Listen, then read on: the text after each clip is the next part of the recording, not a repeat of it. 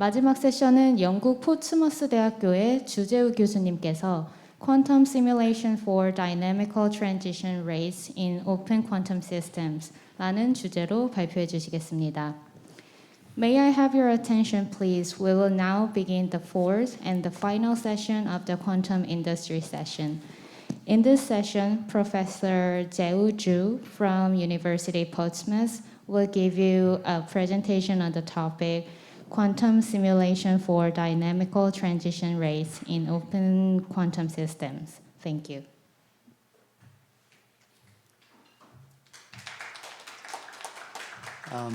Good afternoon, everyone.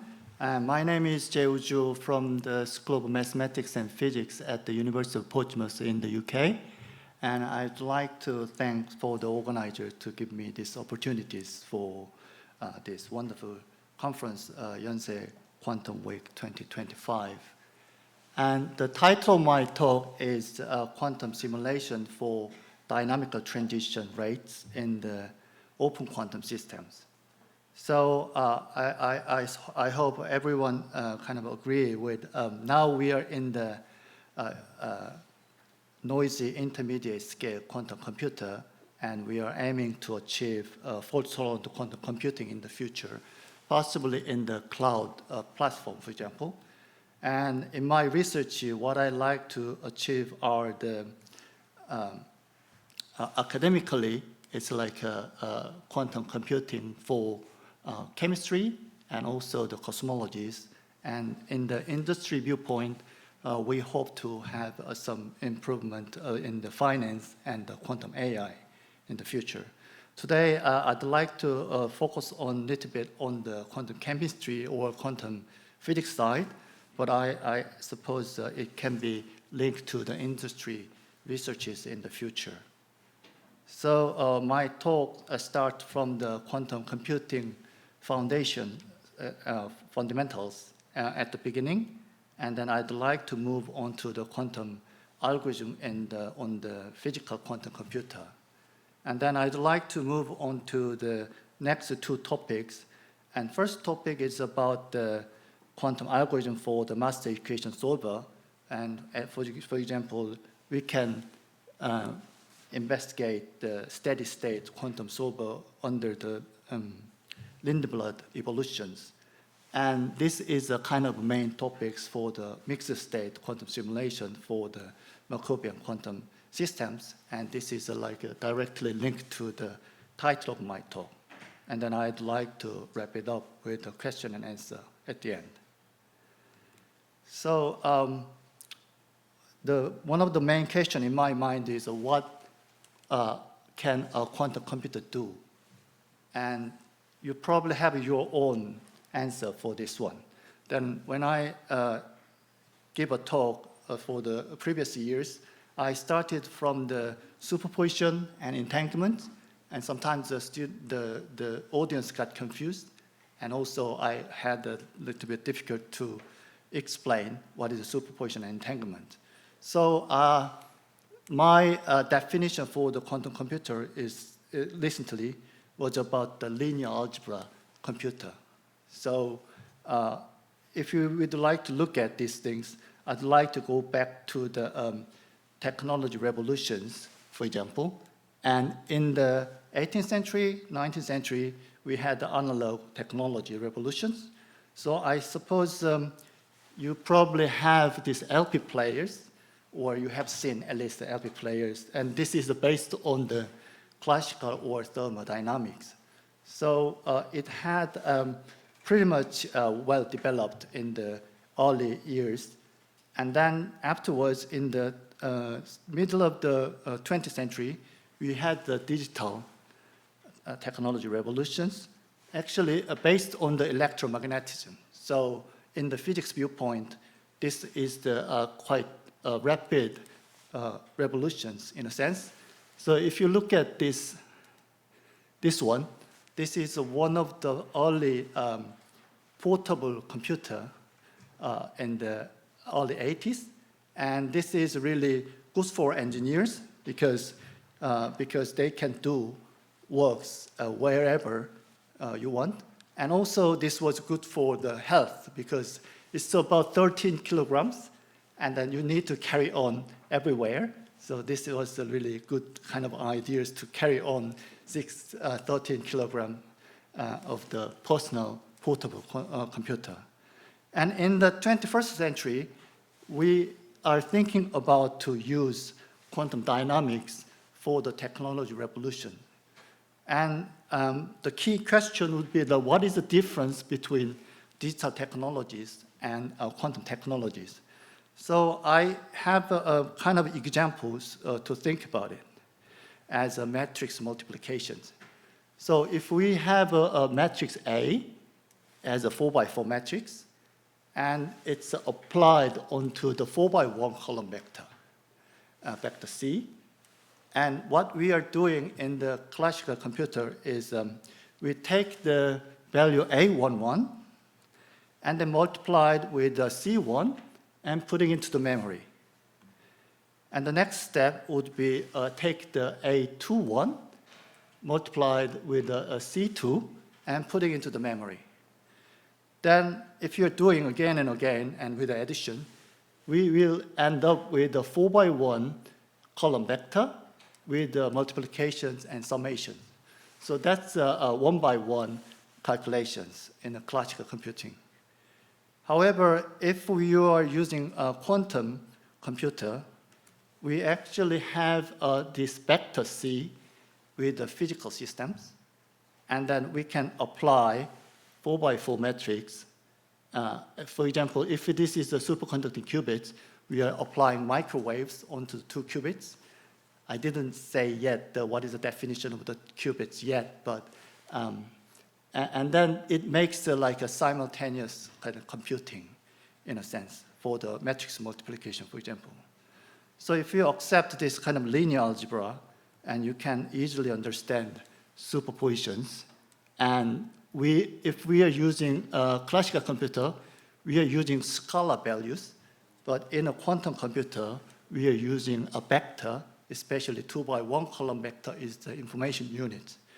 So you can think about quantum coin spinning, if you can think of it, and you can think about state 0 as in the UK, although we have a king now, but we still have a queen on the coins. So if queen is on the top, then it's a state 0, and if queen is on the bottom, we have a state 1.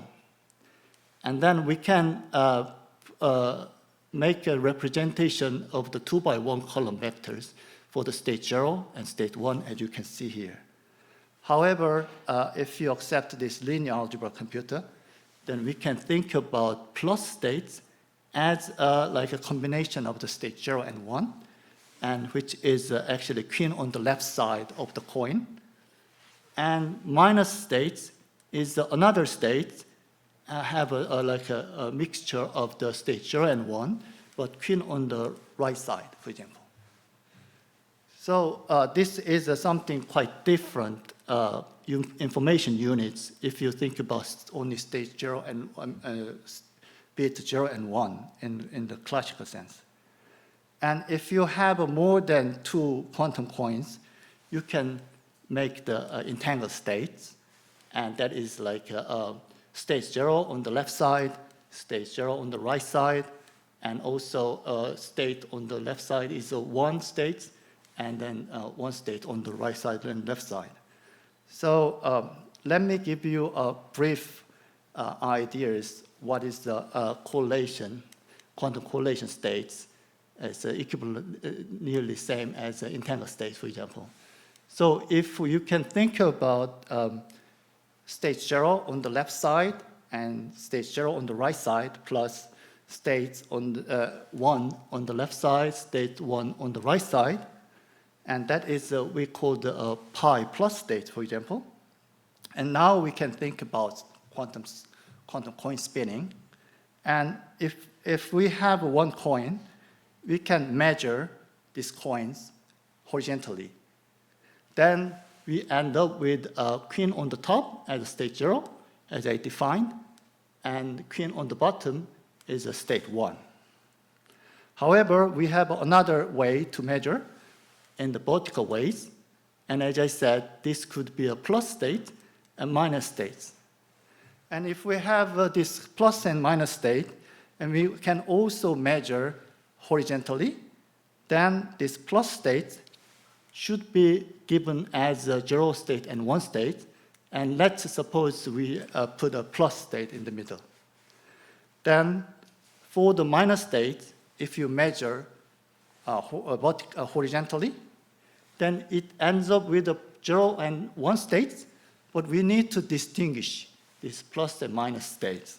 So one of the ways is to just put a minus sign between the 0 and 1 state.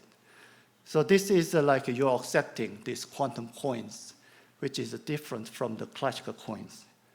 And then we can now think about two coin states, which is represented by pi plus state, as you described it in the above. Then these states are designed to have a correlation.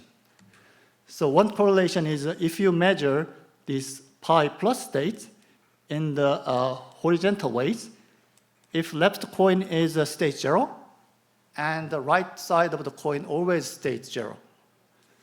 And also, if left coin is state 1, right side of the coin is always 1.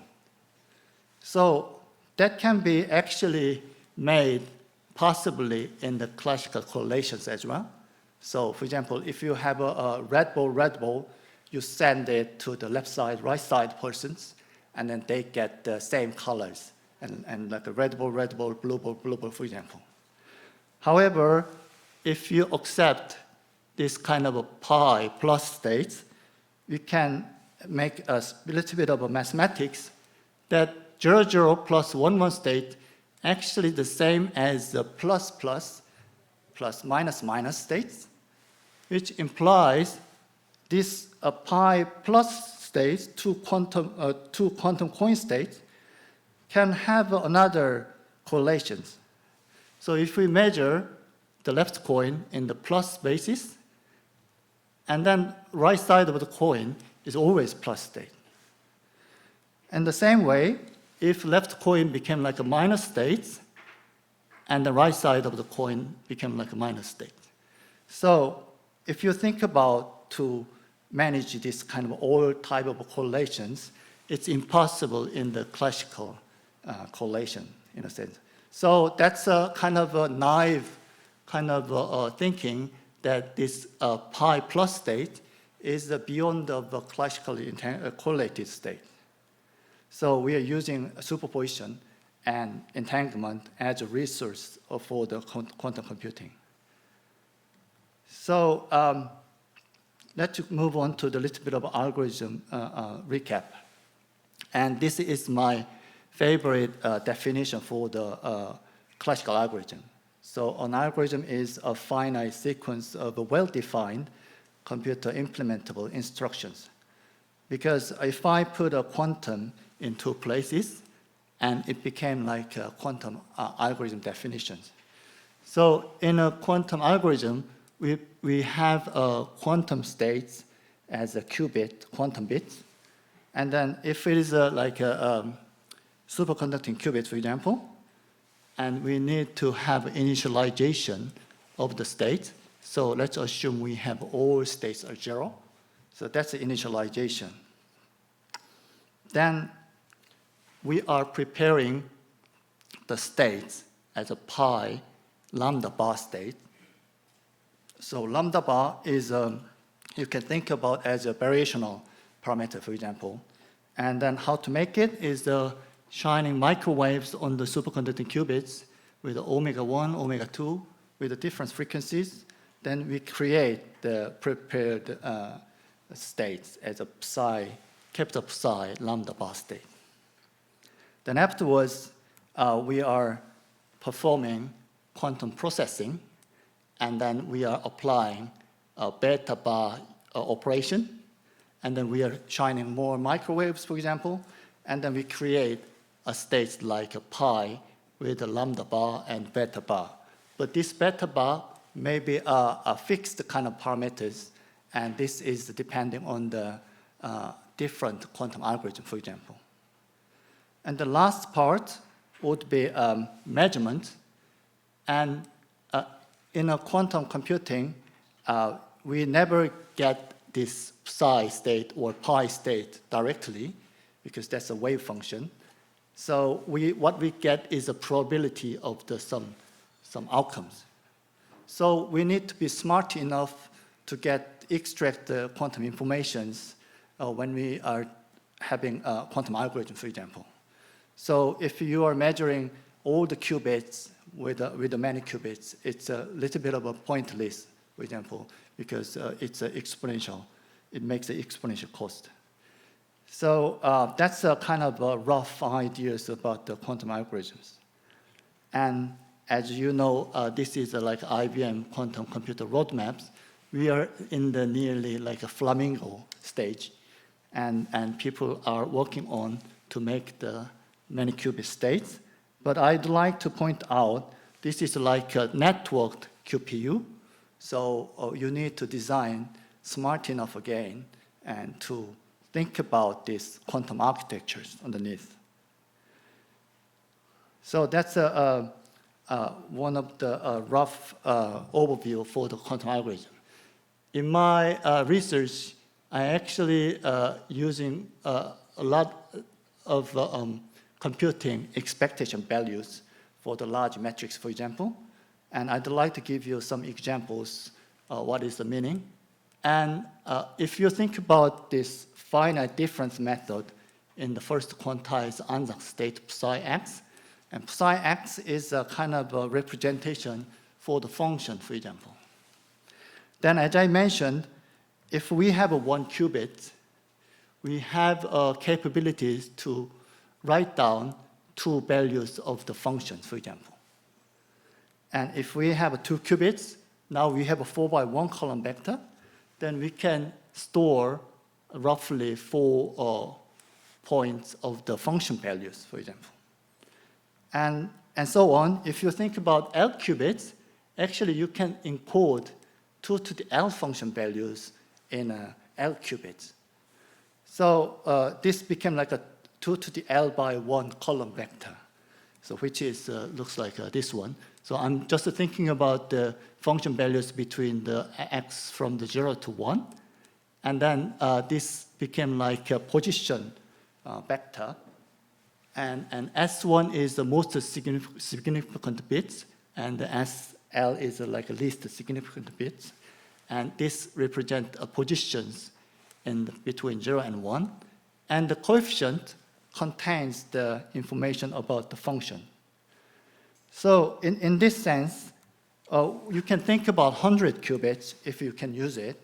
That is about 2 to the 100th, and that is roughly 10 to the 30 function values you can encode in the 100 qubits.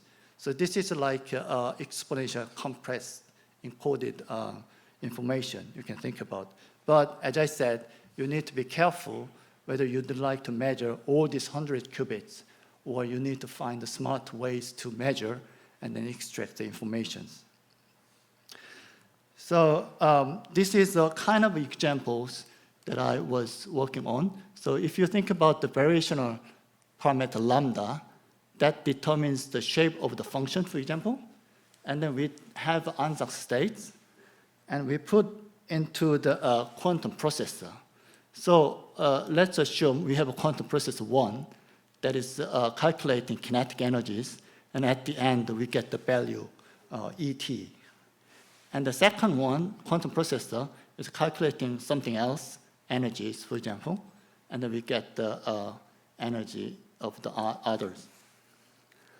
And if we adding together, we assume that is a total energy, for example, then what the shape of the inside of the quantum processor looks like this, as one of the example.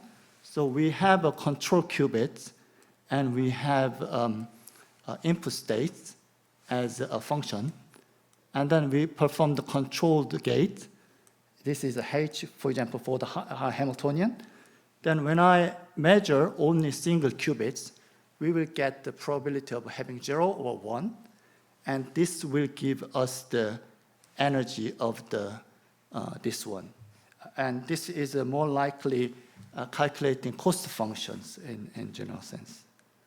So once we are calculating the energy, and then we have like a total energy, for example, and then what we need is like a classical computing, then make optimizing this like variation of parameters to make the minimum value of this total energy. So this is one way called variation of quantum algorithms to get the ground state energy, for example. However, as you know, in the quantum computer, we have errors, so we need to find a way to make error-tolerant qubit controls.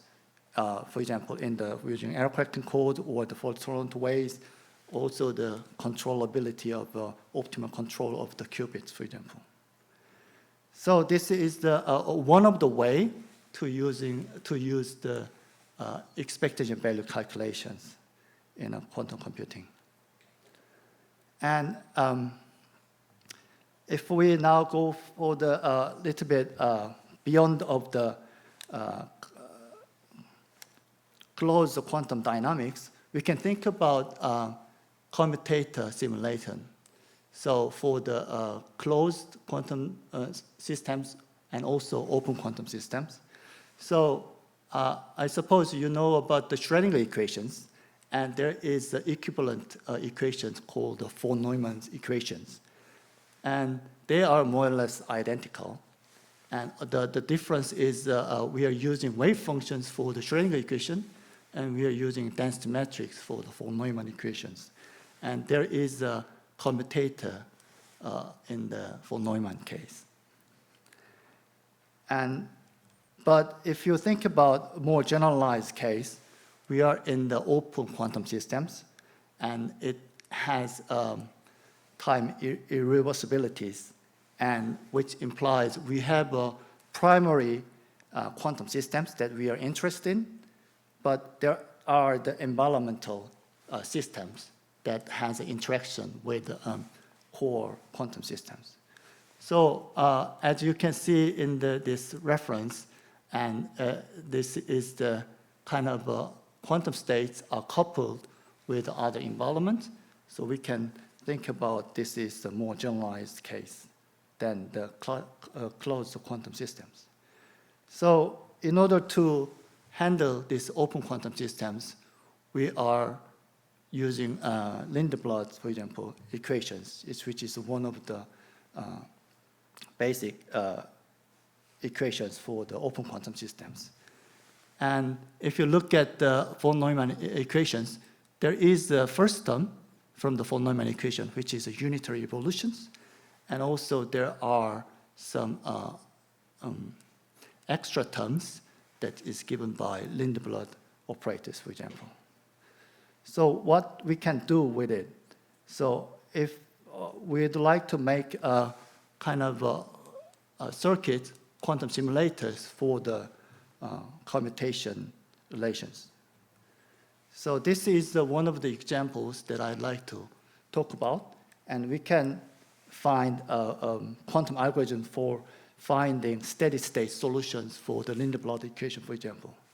So this is the Lindeblad equations. I put expectation value forms, and you can see there is a density matrix rho T inside of the expectation value form. And if this one gives the 0, which implies this rho T does not change in time, which is a steady-state solution. So what we'd like to do is actually calculating this right side of the equations by quantum computer. And then if we get this, adding all these expectation values, if it gives a 0, then we found steady-state solutions. And this one could be useful for the master equation quantum simulator with a density matrix for more generalized purpose. And the quantum circuit looks like this. So as I mentioned, we are using control qubits, and we only measure control qubits at the end. But in the middle, there is system qubits, and like L qubits, and there is a reference qubits underneath. And we start from the preparation stage, and then we are doing quantum processing, and at the end, we are measuring only single qubits. So when I measure single qubit in the control qubits, it provides us a probability of having 0 and minus probability of having 1. That is the expectation value of this function.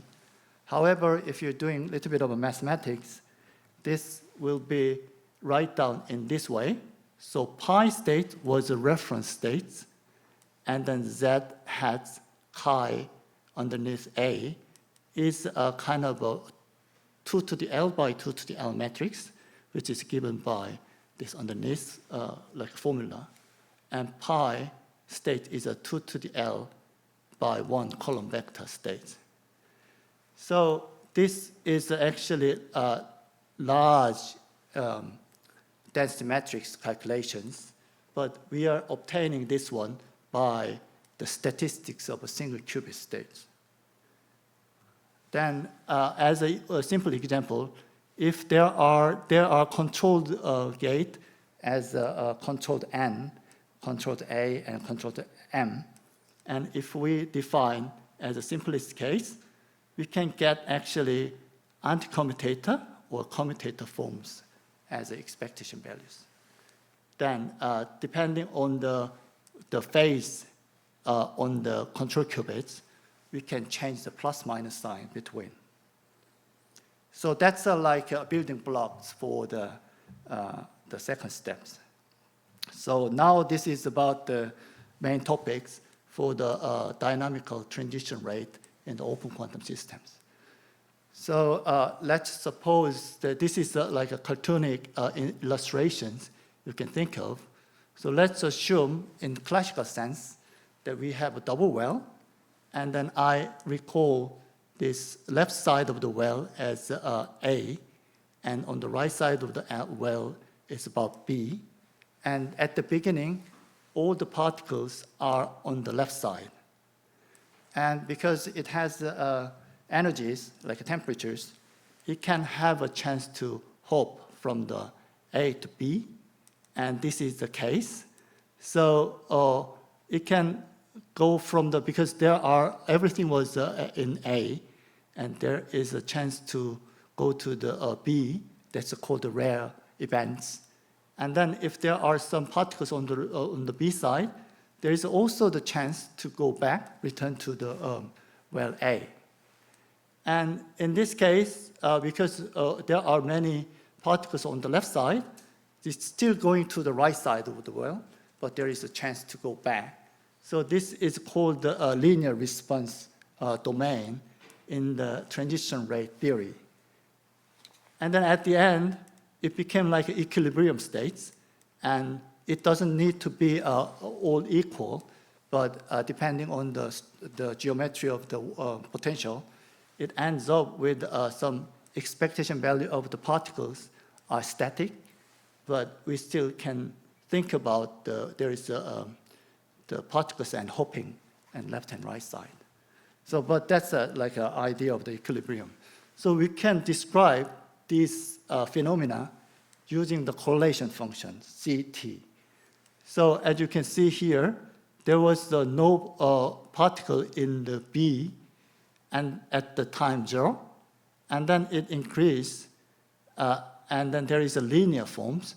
So in time, there is a linear constant KAB that is actually representing the transition rate. So this is the case, and in order to get the pretty much accurate KAB, what we can do is we differentiate C, and then we have a C dot T that has like a plateau and a linear response region. And that's what we'd like to compute on a quantum computer.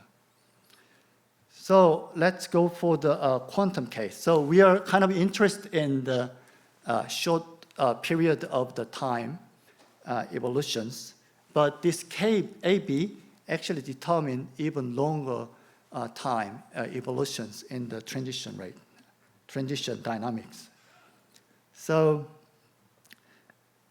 in the quantum case, and let's suppose we have a state 0 for the left well and state 1 on the right well, and then we can write down as observable for the AB in the figure, which implies we are starting from 0, and then if there is a decoherence of the single qubit, single spins, and it ends up with the equilibrium state, like a 0 and 1 mixed state. And on the way, we can calculate the correlation, like a quantum time correlation function as a CT.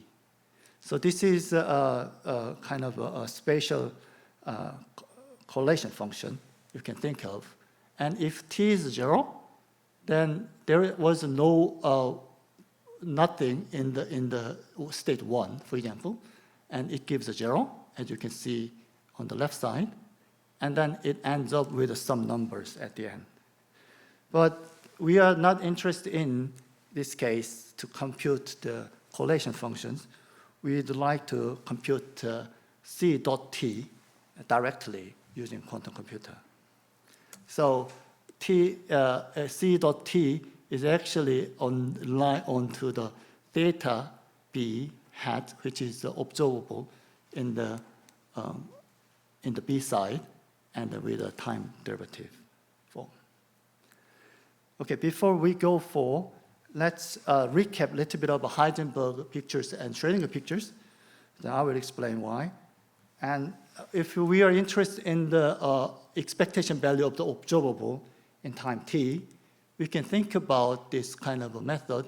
So psi t implies the states are having time evolution, time dependence. But if we write down at the end one, we actually put this time dependent onto the operator. So this is called the Schrödinger picture. If we track the time evolution in the states, and we call the Heisenberg pictures if we put this time dependent on the operator observable in this case. So if we are having unitary operation with a Hamiltonian, then they are a little bit different between the Heisenberg and Schrödinger pictures. And this is a closed system. So if we have like a decoherence, like a Lindblad terms, it's a little bit different from this side. The reason why I'm saying this is that we found two different schemes for computing transition rate. So this case is a Heisenberg picture case.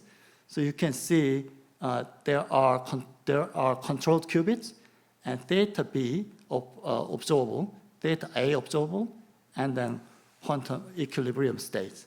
We put this as input states, and then we are performing the operations, and this is a kind of similar controlled N, controlled M, and then this controlled swap gate twice, and then we only measure again the controlled qubits, single qubits.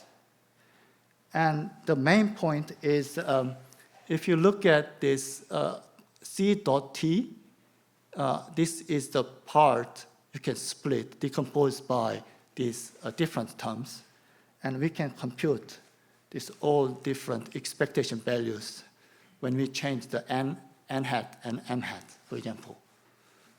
So at the end, what we have is a C dot T as a sum of the expectation values and denominated by epsilon D, which is the expectation value of theta A hat.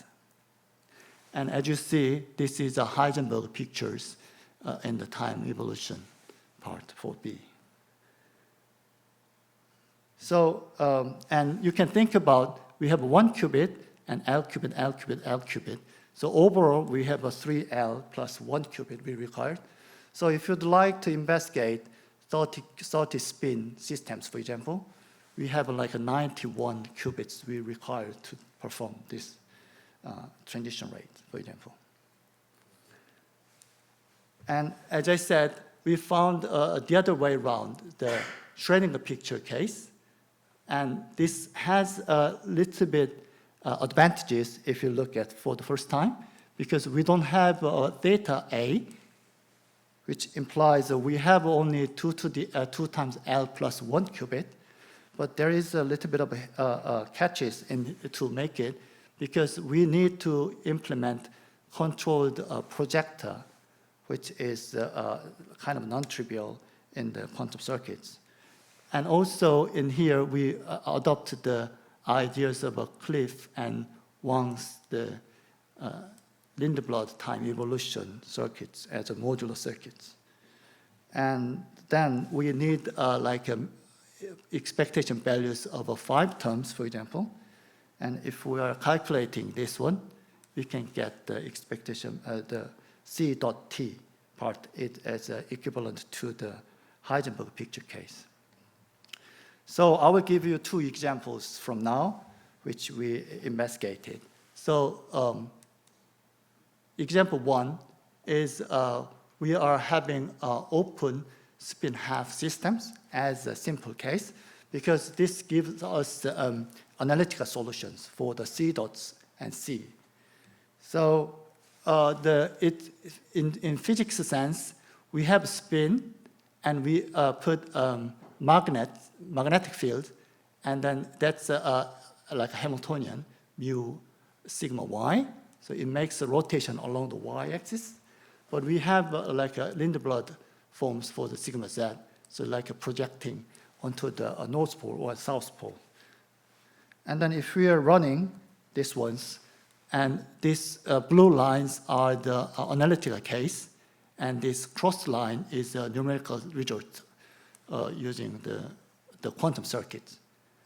And it matches at the beginning quite well enough. And if we see the plateau, and that is like a transition rate in this case. So we end up with a state 00 plus 1, as I explained. And we also had the opportunity to use IBM qubit as experiments. So there are different setups for this one. And the middle part is Lindeblad time evolution. And once we are performing it, we got the data like this. And we can also calculate the expectation value itself. And as you can see, there are little bit larger variations, even though we performed twice of the shots for the experiments. But then a C dot T case, we have a pretty much narrower error bars, and then it's a kind of a good match with theories and analytical case. And we found that there is a little bit of gaps at the beginning without time evolutions. So if we are making a systematic error mitigations, and it's quite close to match the ideal and analytical solutions for these simple cases. And now I have not much time, but let's focus on the important case. So we also examined quantum Brownian motions in the 1D double wells, as I explained, and we'd like to focus on the short range of the time evolutions. And this is the potential that we are working on. And this is given by called the Caldera-Leggett master equations with positivity of density matrix. So Hamiltonian is quite different, and you can search for these papers if you're interested. And what we have done is numerical simulations with a 5-qubit density matrix, which is a 32 by 32 matrix as a systems. And we use the 16 qubits for the Heisenberg picture, and we can use the 11 qubits for the Schrödinger picture circuits, but we need to find how to implement the controlled projector gates. So this is a solution at the end, answer for this simulation. So we have a narrow reason for the A, which is observable, and the B is observable. So we try to find the transition rate between these A areas to the B areas. And it shows kind of quite good matches in the small t's, and there is a little bit of a divergence at the large t's because of we need really fine, small time evolution steps if we would like to interest in the large T. However, we can see this kind of phenomena which is a small quantum fluctuation in the C dot t at between the t's 1 to 2. And this is actually a signature of the rapid relaxation of the initial prepared state as non-equilibrium states in the well 1, well A. So that's a kind of a brief ideas what we can do in the futures for maybe in the 2D of the Calgero-Legge case, maybe. So thank you for your attention, and this is my colleagues. Thank you.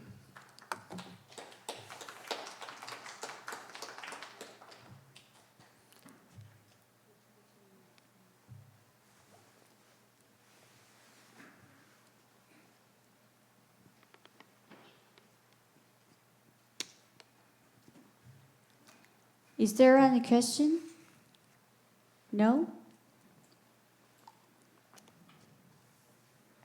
Then, Thank you for the nice talk. Actually, I have a question not for the later part, maybe the topic of your research, but for the previous about the algorithm to find the steady state of the mastication. Yes. Could you show me the slide once more? Yes. So let's go back to this one, maybe? Yes. Okay. Maybe I think I understood the concept to get the expectation value. It is also important to the later part, but how can we get the steady state which makes the expectation value 0? So if we prepare the rho t, and then we put this rho t into the quantum circuits like underneath one, and I think I had a little bit of a rush to explain this one. But for example, if we are having like variational approaches, Yes. we change the rho t with the knobs, like controlled parameters, and then it will give us some numbers in the expectation values. And not only one expectation values, you need at least 3 terms of expectation value adding together. If it gives a 0, then we change the t. We can control the t in the systems. And then once this, so this is not just a straightforward finding the steady state at once. It's like an iterative variational algorithm you can think of, But in a sense. But it seems like a 0 is not the minimum expectation value. No. This is the representation for the on the left side of the thing. So d over dt, rho t, expectation value is 0.